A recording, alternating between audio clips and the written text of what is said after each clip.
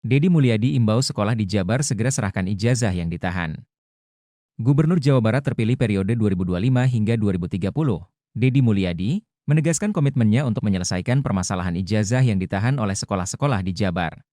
Deddy mengungkapkan bahwa ia telah melakukan koordinasi dengan Sekretaris Daerah Provinsi Jabar dan Kepala Dinas Pendidikan Jabar untuk menuntaskan masalah ini, meskipun ia belum resmi menjabat.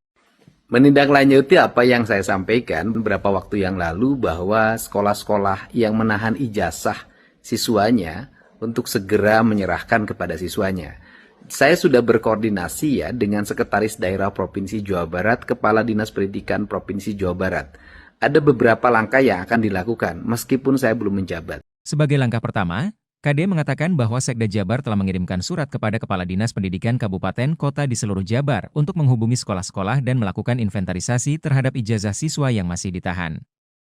Kepala UPTD Dinas Pendidikan Jabar juga diminta untuk melakukan hal serupa di tingkat SMA, SMK, dan MA.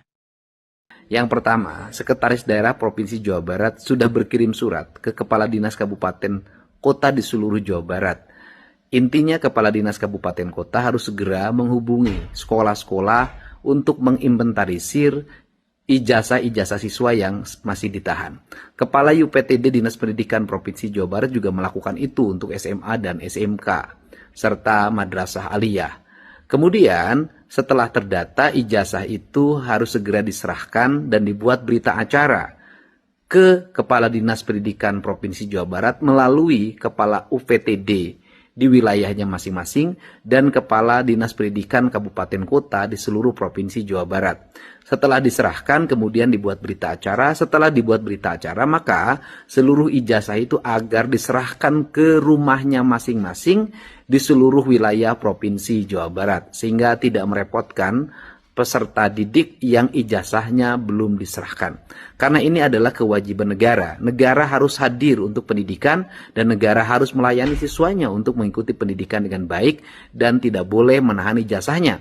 Karena ijazah ditahan tidak akan beranak menjadi 2 dan 3 ijazah. Justru menimbulkan kesulitan bagi peserta didik. Kenapa kesulitannya? Ketika dia bekerja, tidak bisa menggunakan ijazah untuk lamaran kerja yang pada akhirnya tidak berpenghasilan. Padahal kalau diberikan, dia bisa bekerja yang bisa pada akhirnya ijazahnya bisa ditebus. Ini logika yang harus segera dibangun, persis ketika logika rumah sakit menahan bayi ketika tidak bisa membayar biaya rumah sakit. Yang terjadi adalah pembengkakan biaya, bukan meringankan biaya. Mari hidup ini saling menghormati, saling menghargai, bersemangat Siliwangi, bersemangat Pancasila.